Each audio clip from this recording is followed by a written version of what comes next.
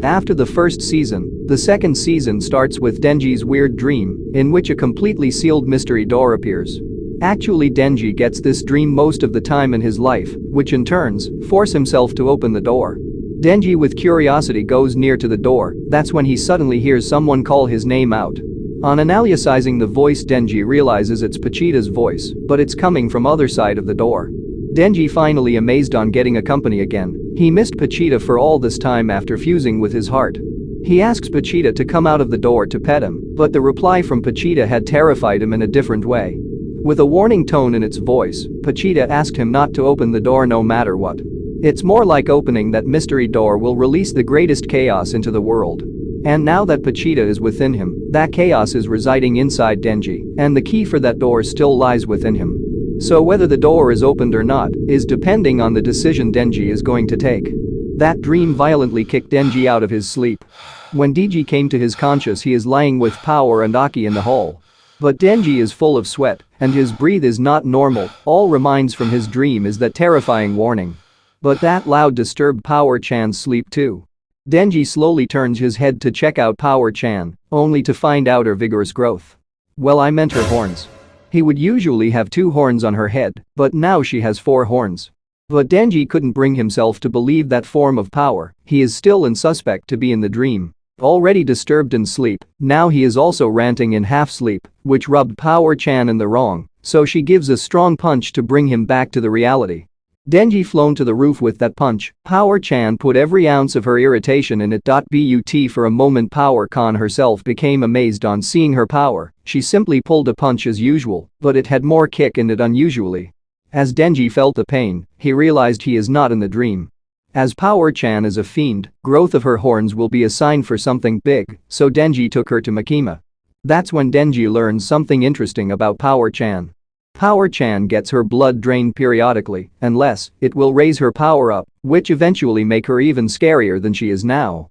And the growth of her horns also indicates that it's time to drain her blood now. So for the further formalities, Power-chan has to stay with Makima for a bit long, but that makes her very frightened.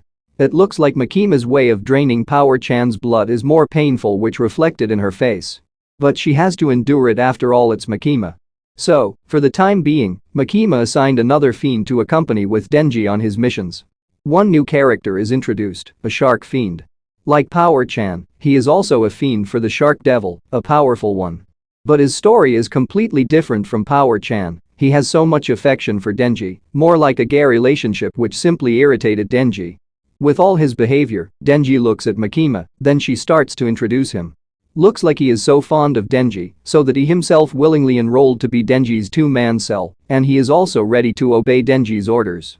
Even Denji is surprised on hearing this for someone who is meeting for the first time, but he didn't refuse. He behaves more like a submissive girl in front of Denji, even though it's a bit irritating. Denji doesn't refuse and also accept. While lost in thoughts, Makima asks her his acceptance of Shark Fiend. After all, behaving like too affectionate with Denji made him irritated. Denji is a Chad after all.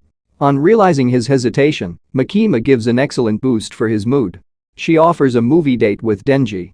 That's everything Denji wanted ever since he met her. Now that he has almost earned it, Denji is finally gaining confidence for the life. The next day is date day. Denji's enthusiastic brought him to the theaters even before 1 hour. He is jumping ground to sky, where then he hears softest voice ever. Denji slowly turns to that voice. Just to add more adrenaline pump and a rise testosterone level, Makima stands there even cuter than usual. Looking at her, Denji is completely stunned. All he could think about is only Makima and searching for answers to her questions. Bro is too stunned to think about anything else, and also this is the first time for him to go out with a girl, so he is out of ideas. Understanding him, Makima herself proposes an idea to watch a day full of movies in the theater until midnight.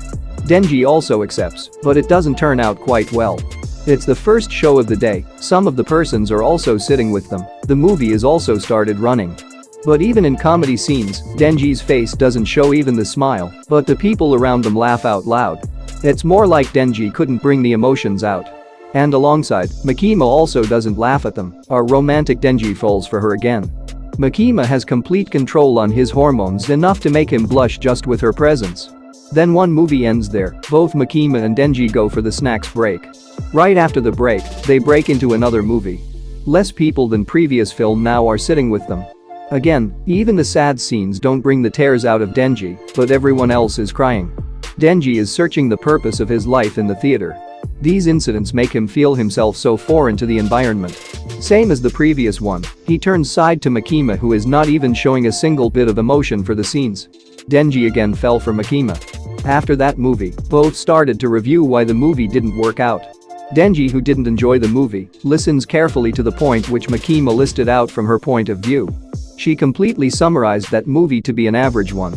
Even though Makima is a rough one in duties, she still gives her best for even a movie which indicates her character depth. After that, they enter their last movie, The Date. At first Denji hesitates to be unable to understand the movies, but once Makima encourages him, he accepts to go for that last movie. Makima said that it's her favorite movie. Well, that's enough for our romantic Denji. Now there are no people other than our first-time dating couple. Both lost into the movie. Denji smoothly watches the movie, where he starts to feel something unusual. It's just normal scene running on the screen, but Denji suddenly felt emotion for the scene. Even before realizing, his eyes were filled with tears. Even though he tries to control his emotions, the scene continuously made him cry. As usual, he turns to Makima to find out that she is also crying for the movie there. Finally, both of their emotions are brought out. Denji realized the depth of the movie, which is why it's favorite from Makima. Finally, the movie date ends with a little satisfaction to their emotions. Then the movie ends, and so does the movie date too. They started their walk to the home. That movie really hit Denji very deeply enough to make him cry. Even Makima accepts his point. She feels that's one last movie was worth their whole day's cost. That's the time Denji asks her a question about which kept disturbing him all this time. It's whether he has a heart or not. Ever since he was fused with Vegeta, his heart was replaced by the devil's chainsaw engine, and he also became a non-human, a fiend. So he always had a way not to feel any emotions. So he always had that doubt. But now that something made him cry, he again wanted to make sure that he still has his heart. After those words from Denji, Makima looks at him very sympathetic. But what she did wouldn't look like that. She directly puts her head on his chest and starts to examine him. Denji is full of hormone emergence and adrenaline pump, but Makima calmly feels his heartbeat. That actually makes his heartbeat rise to its limit point. Then Makima tilts her head and slowly looks at his eyes to tell that he has a heart. After all those blood pumping, Denji himself knows the answer. He started to zone out as he sees her going to her room. Denji is standing under that street light with a blue ball, and thus the chapter ends here. What do you think? Did Makima really accept him as his boyfriend? Do subscribe to know about it. For more interesting chapters like this, give a like to this video, and until next video.